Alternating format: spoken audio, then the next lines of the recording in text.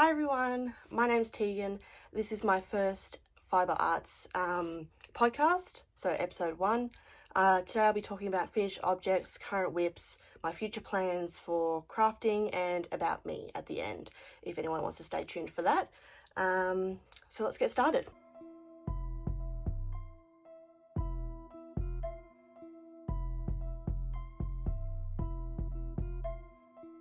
Alright, so what I started with was these little coasters when I started crocheting. They are just either single crochet, double crochet, or half double crochet. That's what I learnt on, that's how I learnt to crochet, and what I taught myself how to crochet basically via YouTube. That's what I began with. Then in no particular order, like from what I started with, these are just some of my finished objects I finished in the past couple months. So here are some of these purple coasters I made for my mum. They are using merino wool, 60% merino wool. I followed a video from Bella Coco of how to make them. I did make 8 of them, so I made a set of 8 in this purpley sort of colour. It is a variegated yarn, so it does change colour throughout the different ones, as you can see here. Yeah, so they are pretty fluffy, but they do make good coasters and they're pretty good size. I did use a 4mm hook, I'm pretty sure, to make them. That's what the yarn called for anyway. It was a Van Gogh yarn, merino wool yarn. Alright, my next finished object I want to show is this balaclava I made. You can see that.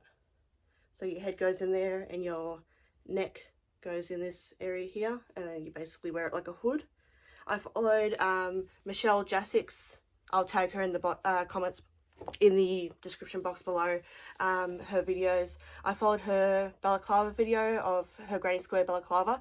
It is made of granny squares, so I just make basically a big granny square and then attach them all together in following her pattern, or YouTube video I should say. I followed her YouTube video.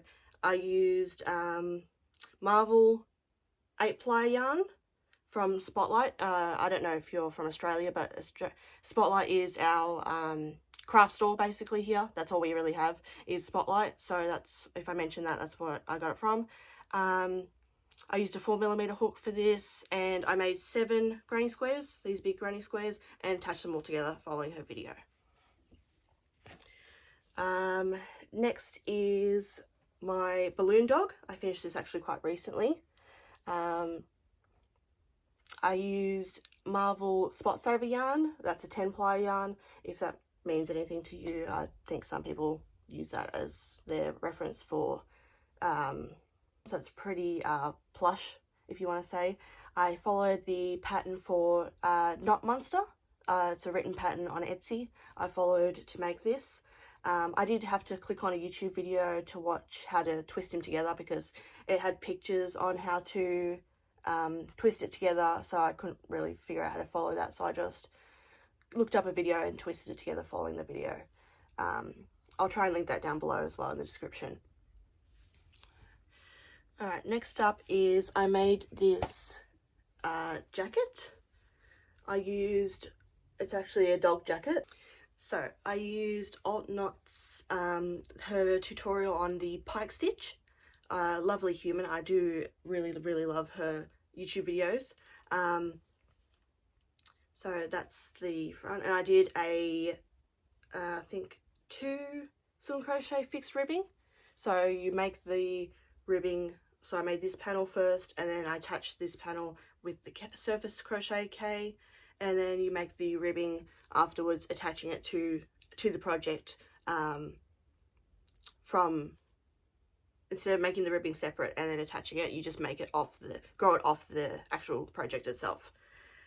It is pretty long, as I said, it's for a Rottweiler, so it's pretty big. It does fit him quite perfectly. I took his measurements and everything beforehand, and I chose black and red because it goes really well with his fur colour. That's the only reason I chose black and red. I think personally goes well with the Rottweiler fur colour, with the black and brown. So that's that. Next up is my beanie. So this, I did start dabbling in, oh, excuse the fluff, dabbling in Tunisian crochet. I watched CapCut videos on Tunisian crochet, and I thought, I might give that a whirl, see if I actually can do it. I watched, sorry for me saying so much, but I'm kind of going off the fly and I don't have cue cards, so I'm just making up as I go along what I'm saying. So I bought some Amazon Tunisian hooks, corded hooks that is. They have the rubber end on them. I can show you one here, if I can grab it. Right, so here's the Tunisian crochet hook. It is very pointy on the end, as you can see, compared to a regular crochet hook that is to get into the stitches as you go. It is on a cord and has a little bead at the end to stop your work falling off the cord at the end as you go, because as you know with, well, I don't know if you know, but with Tunisian crochet you pick up stitches and you don't turn your work, you just work on the front side of it the whole time. You pick up stitches, you carry them on your hook, and then you drop them off in twos usually as you do the return pass. So it's a forward pass and a return pass, and that's how you make your Tunisian project. So I did make this flat, so I had to seam it together. Where's the seam? The seam's there, so it's a bit janky, but that's because my first loop and end loop was a bit loose, so I need to work on that. But pretty good for my first beanie. This was supposed to be for my dad, but it was too small for his head. I did follow the pattern exactly in how many rows to do. Actually, I did add a few more rows by accident because I had trouble counting them at first, but it was too small for his head, so I had to make another one afterwards in the same sort, but I made it an oversized slouch beanie. So this one fits me like a normal beanie would, even though it's supposed to be a slouch beanie. I did follow this book. It is her Tunisian crochet handbook. It is very good. I highly, highly recommend this if you want to take my word for it. It's very good for beginners to follow. Obviously by Tony Lipsy.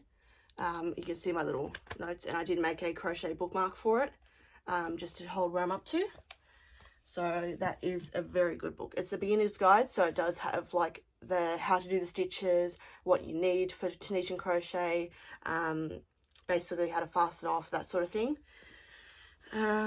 Next up is my pride blanket, as I call it. I saw on Alt Knots' page, she showed a video of how she does like a felt. She buys felt from the craft store, and then she bought a rotary cutter that has like teeth on it, and you cut into the edge of it and then crochet into the little holes that the teeth of the rotary cutter make. So I did, this is a 1.7 meter blanket. That's how much I ordered from the craft store, so it's pretty big. Covers my whole body because I'm a short person. But yeah, I call it my pride blanket because obviously the rainbows, and as you can see in the background, my pride flags. But that's more about me later. So yeah, I just did a, basically it's the linen stitch, because I just did a single crochet along and then a chain one in between each single crochet into the little holes that the rotary cutter makes. So that is very good for laying on the couch and when you want to be warm or under a blanket but not too hot. Next up is my cowl I made. It's actually a knitted cowl. Sorry for the Australian accent. I'm not going to say cowl the whole time. It's cowl here. But yeah, I actually taught myself how to knit as well. I thought I did start knitting before I started crocheting. I thought, I'll give something fibre art a try. So I thought maybe knitting. I followed a YouTube video of how to make a scarf, and I got really bored with it. I was finding that the tension between the stitches, like when you go into the next stitch and you pull it off onto the next hook, I was really fighting with the yarn, like almost like I was ripping the yarn apart as I was moving on to the next stitch. So I thought, that's not for me, too hard, it's really hurting my elbows and my wrists. So I put that down, frogged it, cut it out, and ended up making a infinity scarf out of that same yarn. It's a similar yarn to this. It was the, where is it? Landscapes Line Brand yarn, this one here. Not this colorway, my first infinity scarf for crochet. That was it, like a bluey sort of color. But anyway, back to knitting. So this is my first finished object. I started with the ribbing. I followed Ashley, I think it's Lillis, her YouTube video on how to make a simple cowl. I'll tag it in the description below so you can see the video if you want to follow along. So I actually messed up the ribbing. I couldn't figure out what a purl and a knit stitch would look like, so I did a purl where I was supposed to knit and then a knit where I was supposed to purl. So the ribbing at the bottom is very messed up, but I thought I'm not going to rip it back and start again. It's my first project of knit, and I would like to keep it as, oh, this is my first thing I ever made with knitting. So the rest of the stitches are actually okay, and I did figure out how to identify the rib, different purl and knit stitches at the end. You can see that there. So it actually does look like rib compared to the starting part of it. I'll insert a photo like somewhere around here or something of, or maybe on the screen, of a blanket I made for my younger brother. I don't have it on me to show you because he doesn't live with us at the moment or anymore. He lives in an SDA house, which is a specialist disability accommodation house. Anyway, I made the blanket. It was, if I have it here, I can show you the yarn I used. Alright, here's the band for the yarn. I do keep my bands for odd yarn I have. It's the Birch Super Chunky yarn. It actually is, does have a pattern on it for, that's what the yarn looks like. That's for a 3 cable cushion. It is knitting yarn because it doesn't really have, it does show a crochet hook on there, but it doesn't really have much information about crochet. It was in the color Steel, as you can see. The skeins of yarn were 400 grams, about 198 meters, if that helps with anything. Yeah, so I did make that blanket for him. It did use about 9 of those skeins of yarn. It turned out pretty heavy, so basically it was like a weighted blanket in the end. Yeah, so that's that. So just excuse me, I have projects all around me to show you. Now my last one and my most longest and biggest, well, besides the blanket I made for my younger brother Isaac, this is my next biggest project. It was my temperature blanket. Now you're wondering why I finished a temperature blanket in the middle of the year. Well, I actually did like Tony Lipsy says and did it for a year that's gone by already. So I did it for 2000, my birth year. So that's the, where's the January square? I have like little marker on the corner of which one, so I know which one's January. So I have a little, sewed a little black piece on there to show which one's January. So that's the January square. And I followed Tony Lipsy's or CapCut's linen stitch square tutorial. She did that for one of her temperature blankets, and I'll link it in the description below. So I did 12 squares for 12 months, obviously, for the year 2000. That's what it looks like. And I sewed a little tag on there at the end, if you can see that. So I sewed a little tag on there just to make it real personal, and that's what it looks like. It's about like the size of a throw blanket. I have it on the end of my bed at night time, so it's pretty warm, keeps my feet warm at night time. I used the Marvel yarn, which is this one. I'll show you. So this yarn here, the Marvel 8-ply 100% acrylic 4 seasons yarn from Spotlight. I use that one. It's pretty decently priced for acrylic yarn, and it's not too scratchy. So I like that yarn. It's pretty good.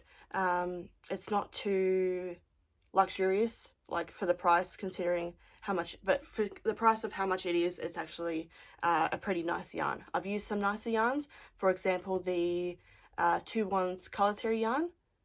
That's really good. The acrylic yarn is very good, very soft, very plush.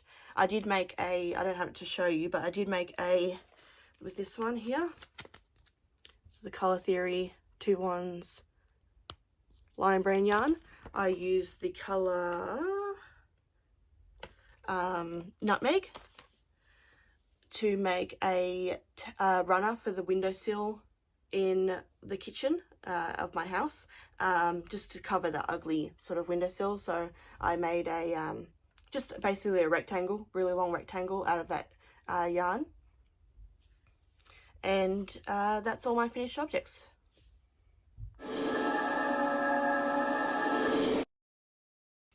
Alright, on to my current whips, or work in progress if you don't know what whips means.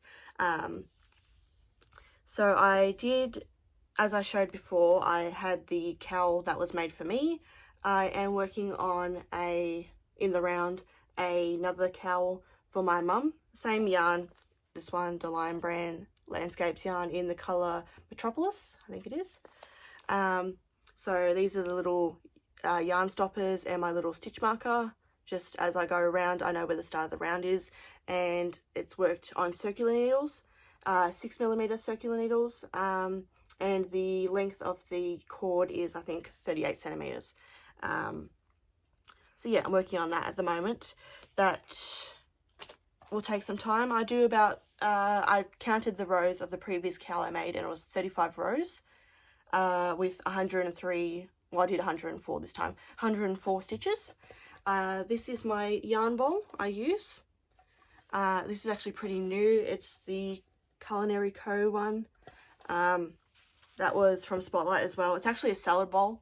So I saw Michelle Jaesick, her video. She talked about how she bought just a salad bowl from a thrift store to use as a yarn bowl. And I thought that was a pretty good idea. So I had a look around of my online and see basically if there's any affordable salad bowls around here. We don't have many good thrift stores here in Melbourne, so or near me, I should say. So I thought I'll just look online and see what they've got. And this yarn salad bowl was $25 from Spotlight, and I had a $10 coupon, so it only cost me $15 in the end. So that was a pretty good deal on my part. Next up is, I'll just show you my crochet bowl. So that wooden one is my knit bowl. This is my crochet bowl. I got my mum to print a sticker on there for when I crochet, just so people know I'm crocheting, not knitting. But that doesn't matter now because I also knit as well. So this is just a bulldog clip. You can flip it up and feed the yarn through the little loop if you want to have more of a, like a secure place to feed the yarn through, but I just let it roll around and come from anywhere. I also am going to work on for crochet because I have a knit project and a crochet project going at the same time. I used to have like 7 or 8 projects going at once, but I thought that's not very sustainable and I wasn't really working on or finishing anything. So I kind of changed my mentality and thought, well, I'll work on a knit project and a crochet project at the same time, but that's it. I don't add any more until I finish the current one I'm working on. So the crochet project I'm working on at the moment is this. It's a skull granny square. I'm making a fingerless glove set. So you attach 2 of them together, and that's the part for the hand here, like that. And then you just crochet around and make the wrist part and the knuckle part. So you only need 4 of them. So because I already made these, I actually intended them for a blanket, a skull blanket, but I thought that's a bit, I'm gonna have to make a lot of these to make a blanket, a decent sized blanket. So I thought I'll just turn them into granny square fingerless gloves, as that's the easier route. And also I do need fingerless gloves because my hands tend to get cold when I crochet a lot, just bad circulation. Yeah, so that's my current whips. As I said, I don't jump from whip to whip anymore, having 8 or 7 going at one time. I know a lot of people have like up to 20 going at one time. I just can't do that anymore. I think I have ADHD, I think. I'm on the medication for it anyway. Probably too much information, but I'll share it anyway. I'm not probably on the medication for it. Technically, I'm on the medication for ADHD, so I think that's helped me be able to focus on one thing at a time, or a knit and a crochet project one time, without jumping between how many different projects at once.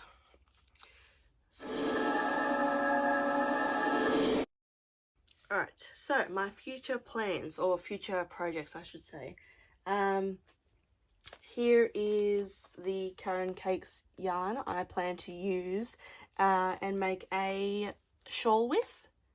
So it's going to be a knit shawl. I will follow Ashley Lillis, her tutorial on how to make a simple beginner friendly knit shawl, because I'm still a very beginner.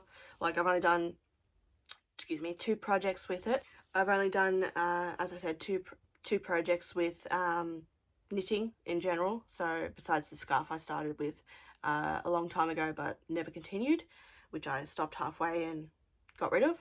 I repurposed the yarn. I didn't throw the yarn away. I just repurposed it for crochet when I learned how to crochet after that. So I'm going to make a knit shawl. I'm going to wear like a bandana sort of style. Please excuse the pajamas. I hope you're in your pajamas too. I spend like 90% of my day in pajamas, so that's why I'm in my pajamas right now. So I'm going to make a knit shawl and wear it like a bandana style around the neck. I'll probably show it in the next video that I film. My next future plan is to make a knit cardigan, following, I think it's Ikoshun, I think that's how you pronounce it, her YouTube video on how, I'll tag it below in the description, of how to make a cardigan for a beginner knitter. I plan on using this Modavira monkey yarn. I don't know why it's called monkey, but it is. It's 100% acrylic, but it does feel kind of like wool. So I plan on doing it in these 2 colours. The camera doesn't really pick up the colour, how saturated they are in real life, but I saw this colour in Spotlight and I thought, in my craft store, and I thought, oh, that's a really nice colour. I'd like to make a shawl out of that. Cardigan, sorry. Cardigan, if I said shawl, I apologise. Cardigan. And it's a really nice colour, so I thought, oh, I would like that, but I'm not going to buy all of one colour and make a cardigan in just one colour, because that's kind of a bit too much for me, probably, because someone wears black most of the time. So I thought, what's another colour that matches with it well? And I asked my sister at the time who was with me, and I said, what colour do you think goes with this? And she picked this colour. So the colours names are Violet and Teal, if anyone wants to know. So yeah, I thought these colours go pretty well together. I do plan on buying some of the same yarn for the colour black and doing the cuffs and the ribbing in black. So I'll be following Ikoshun's tutorial on how to make it. I already took all my measurements. So I've written it in my little crochet book. It's a moleskin little book, and I've like got all my crochet notes in there. So I've taken all my measurements of sizing and how to make it, and I'll follow her tutorial on how to make that. Alright, next up is, I'm going to make or technically I'm making another one, but I'm going to make a bucket hat. I'm using this yarn here, if you can see that. It's a very, very hot pink yarn. It's the brand, let me find the ticket if I can. I'll just get it out here.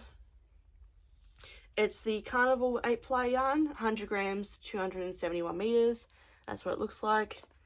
It doesn't have a color name. It's just 2022 is the color name, which is kind of funny. But yeah, so that's the color, and I'm planning on making a bucket hat with that. Another one in the sense because I made one with that yarn and it turned out to be way too big. I made it twice actually. I made a large thinking I needed a large, and then I turned it into a medium thinking I needed the medium, and they were both too big for my head. As you can see, I have no hair, so it didn't fit. It was very, very loose and looked kind of weird on my head. So I plan on making a small. I'll tag the tutorial in the description of which video I followed of how to make it. It's pretty straightforward. It's just double crochet in the round pretty much until you get to the corner of the bucket hat, like where the top is, and then the sides you do in the back loop for one row, and then basically just increase for the brim. Next is I don't have the yarn with me at the moment, but I do plan on learning how to use DPNs, which is double pointed needles, knitting needles. Yeah, double pointed needles. So I want to knit some socks. I watched the Crazy Sock Ladies tutorial on how to use DPNs in the for beginners, and I thought I could do that. That seems like an achievable thing to me. I understand what she's saying, so I think I can follow the tutorial on making that. Sorry if I keep looking down, that's where my script or like what I need to talk about dot points are. So I plan on knitting some socks, and they're just going to be, it's a 4-ply merino wool, I'm pretty sure, and you use pretty small. The needle size I got was, the DPNs were 2.5mm needles. So they're going to be pretty, it'll take a while for me to make because they're going to be a pretty fine yarn and very small needles. But I'm willing to give it a go and see how that turns out. Next up is the future plans I plan to make is a Tunisian wall hanging. I'm following, again, Tony Lipsy's Tunisian crochet handbook. I won't show any of the information, but I'll just show you the name of it and what it looks like. So that's what it looks like. I do plan on making the letter A. It's for my mum. Her name is Audrey, so that's why I need to make the letter A, obviously, for her office at work. So I plan on making it in like various purples, because her favourite colour is purple. So various purples as well as a black just to go around the highlight of the letter to make it stand out a bit.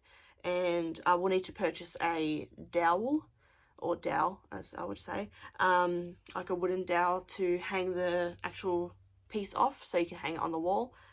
Yeah, so that's a Tunisian crochet project I plan on doing as well. And I did start this a while ago, like when I was bouncing between 8 projects at once. I started some granny square projects, and I never finished them obviously, but I do plan on returning to them, like going back to them, finishing them up. So I have these granny squares that I was making in a, excuse the cat at the door, this bright green and black. I just bordered it with a black yarn. I followed Bella Coco's solid granny square tutorial. I'll tag it in the description. So I plan on making a cardigan with that.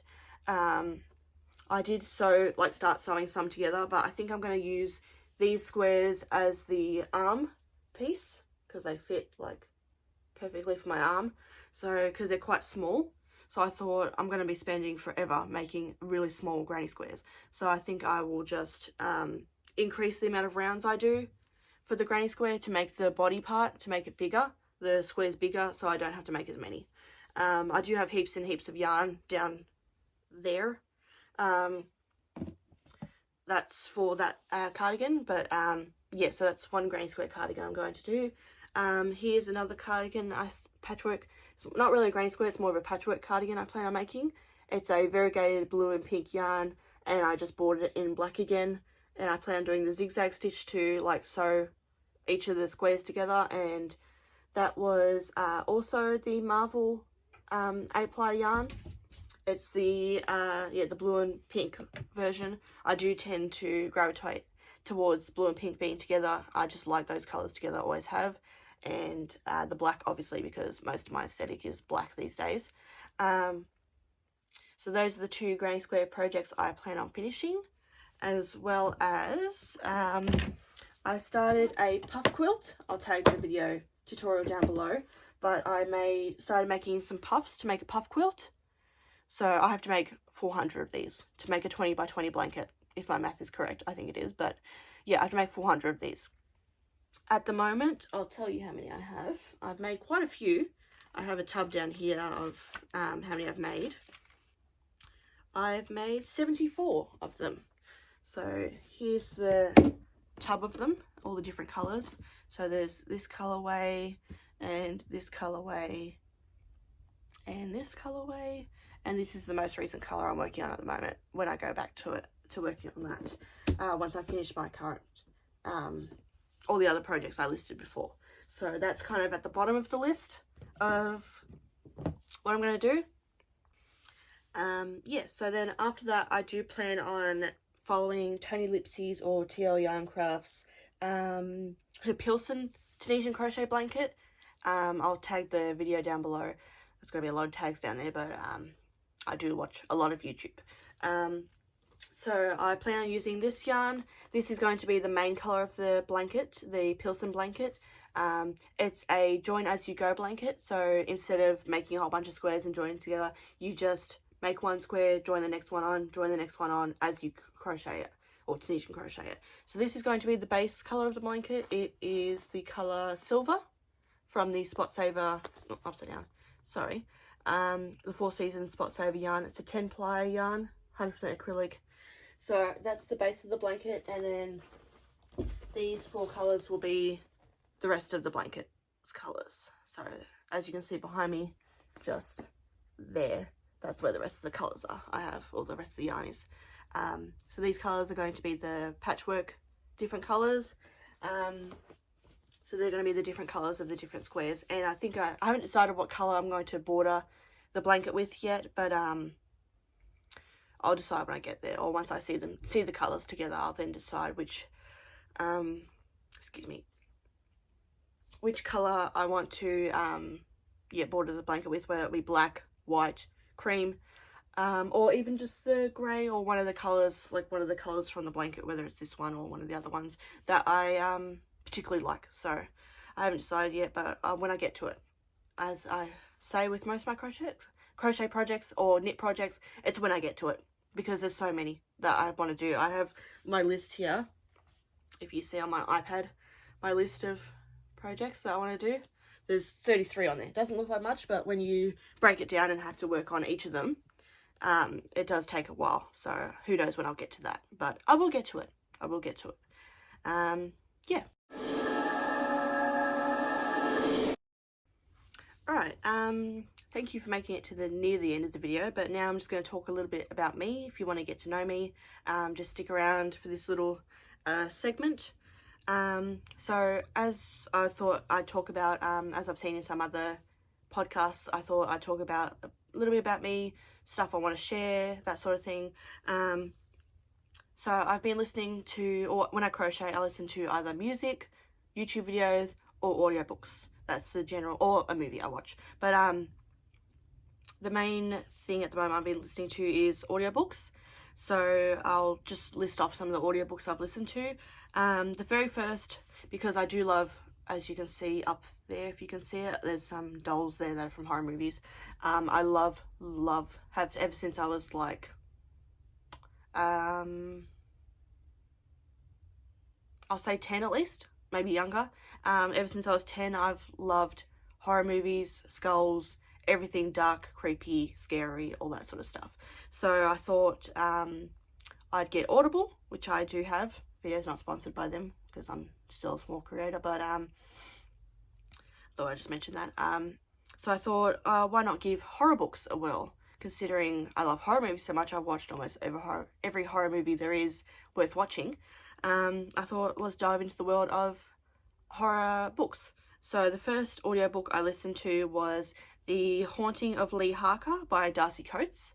That was, I think, one of the best, I've heard it's one of the better Darcy Coates books, and a lot of people do like that one.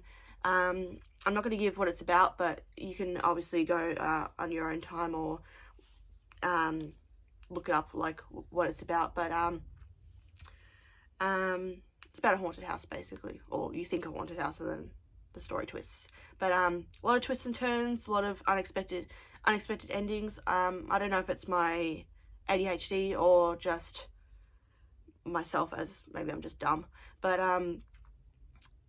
when I read books, I don't really like to guess the ending, or like, it's not that I don't critical think, it's that I don't like to try and work out what's going on next. I'm just along for the ride, basically. So I just listen to just listen to what's going on, follow the story, and not try and, oh, this is going to happen, this is going to happen, oh, this is going to happen because this happened.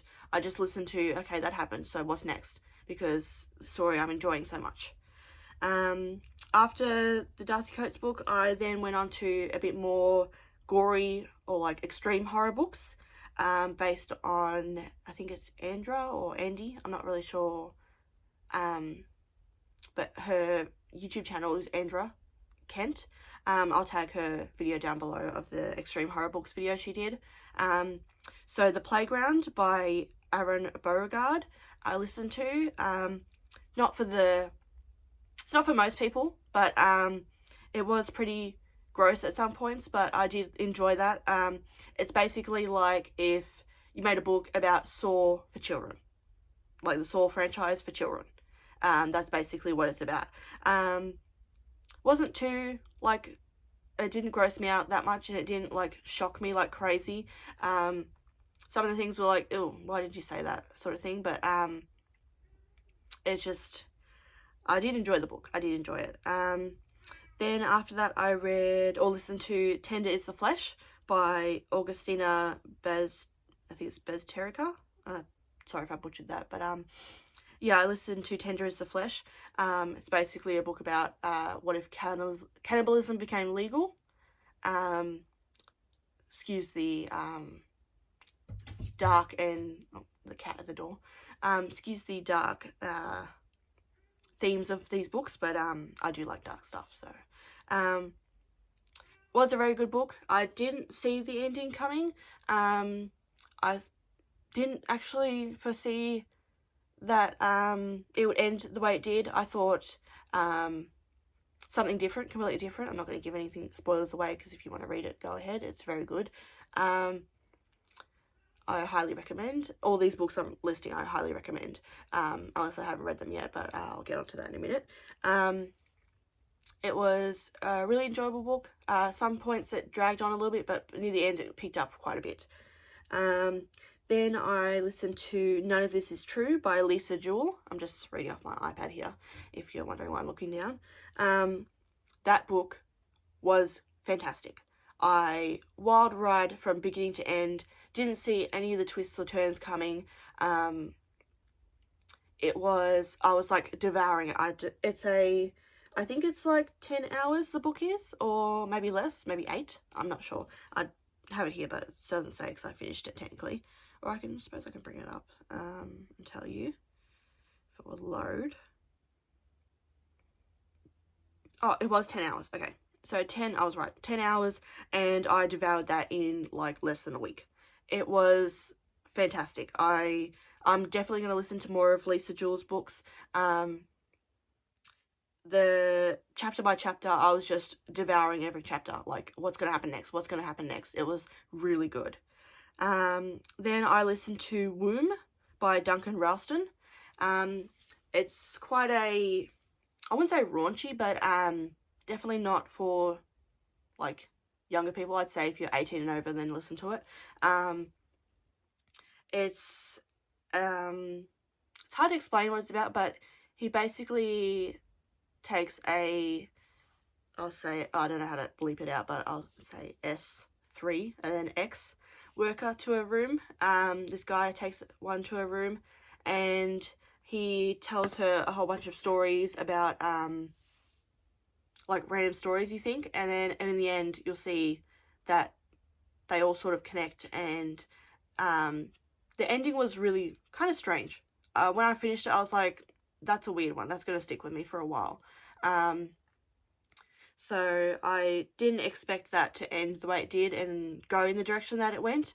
But yeah, that was pretty interesting, but it's worth a listen. Worth a listen if you want to listen to just an interesting story, I'd say. An interesting story. Next I haven't listened to this one yet. It's on I've already purchased it with my credits, but it's called Dead Inside by Chandler Morrison. It's 4 hours and 54 minutes worth of listening. I think it's about necrophilia. I don't know if I'm going to get banned for saying that, but I think it's about that. But it's this guy that works at a morgue, and you can guess by what I just said that what he does next.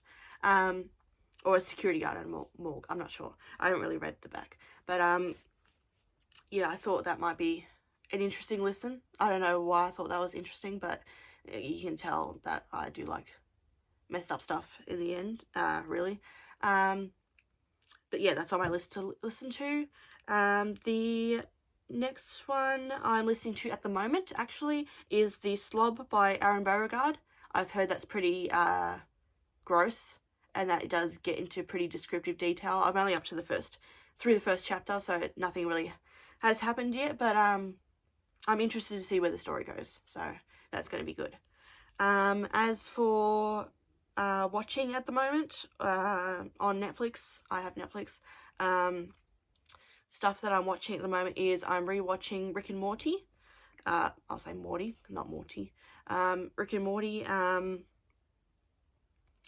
on season 2, so I think I've watched everything, the whole thing except for the last 2 seasons. I haven't watched yet, so I thought instead of watching the last 2 seasons in the middle of the thing, I'll just restart it and watch it from the beginning to the end. I do have it on DVD because I love Rick and Morty that much.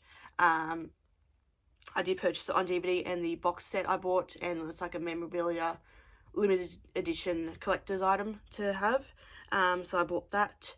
I do plan on watching the I won't say the word, but I might get demonetized. The letter number 3 and then X, if you can guess what I'm trying to imply. Education. On Netflix, that's a really good TV show. Highly recommend. And I wish that was around when I was coming out and figuring myself out as a teenager. But hey, it is what it is. Also, Big Mouth is a very good TV show. I plan on watching the newest season, or the previous season, as well as the previous season of what's the other one? Sorry for a sec, I just gotta find it. Oh, Human Resources is called. Their spin-off TV show, which is like Big Mouth meets The Office, is Human Resources. So I need to watch Big Mouth, then Human Resources, and then watch the new season of Big Mouth after that, to watch it in order. But that's all I plan on watching, or all I have on my list. Any movies that find on Netflix that is like I haven't seen before, I do watch. Like I watched Wrong Turn the other day, and I rewatched Freddy vs. Jason. I've got that on DVD, but I thought I'd rewatch it while I crochet or knit. I do like to put movies on in the background that I've already seen, so I don't really have to pay attention. It could just be background noise while I focus on my knitting or crochet. Sorry if I'm talking too fast, but I just am a fast talker in general, so I apologise for that if that's annoying anybody. Yeah, so I do watch a lot of movies. I do have a movie stand behind the camera that you can't see, full of movies, mostly horror movies, and I do watch a lot of horror movies. I would like to see the new Nun, the Nun 2 coming out. I have plans to go see that, as well as Saw X, the newest Saw movie in the franchise. I do plan on seeing that at some point. Looking forward to watch that. We are going to the cinemas with my sister and my mother to watch that in cinemas, so that's going to be pretty cool. Just to wrap up, oh, that blanket up there, by the way, I thought I'd mention it, is not by me. That's by a family friend that made it for me. It's Rainbow for Pride. They made it for me as a gift. Anything else about me? As I mentioned, I might have ADHD. I do have depression. I have social anxiety, and I have normal anxiety. Might be oversharing, but I do either overshare or I don't share at all. So you get oversharing at the moment. I'm sorry, but if you don't want to hear this, you can click off, or if you not interested, feel free to click off and watch something else. I'll talk a bit about myself. I am non-binary, so my pronouns are they, them. I discovered I was non-binary, or basically I didn't discover, I kind of like learned what non-binary was and went, oh, hey, that's me. That applies to me, so I guess I'm non-binary. That was after I came out as bisexual. I came out as bisexual in 2019 to my mum, and then a month later I came out publicly after I was like comfortable and settled from being out of the closet. I was contemplating my sexuality for 7 years, so since I was 13 years old, and then I came out when I was 19, so six or seven, roughly, years. So, oh, my leg's going numb. I'm sitting cross-legged. But yeah, so I am non-binary, bisexual. I probably am pansexual, like technically, if you want to get technical on definitions, but I just say bisexual to keep it simple for older people and boomers. So yeah, so thank you for watching my first episode of my Fibre Arts podcast. This is episode 1. Please feel free to subscribe and like the video if you want to see more of my videos. Sorry I'm not very animated, but this is how I am. This is my mannerism. I try and give off a positive vibe, but I'm not very outgoing, as my social anxiety does keep me quite introverted. And yeah, so thank you for watching. As I said, feel free to subscribe and like. It helps the channel and the YouTube overlords see this, and more people will see this video. Yeah, and I probably will post every month. Or maybe every 2 weeks, depends how many projects I tend to get through and how much I have to show you in the next video. But I do plan on making this a constant thing. So thank you for watching, and I'll see you in the next one. Bye.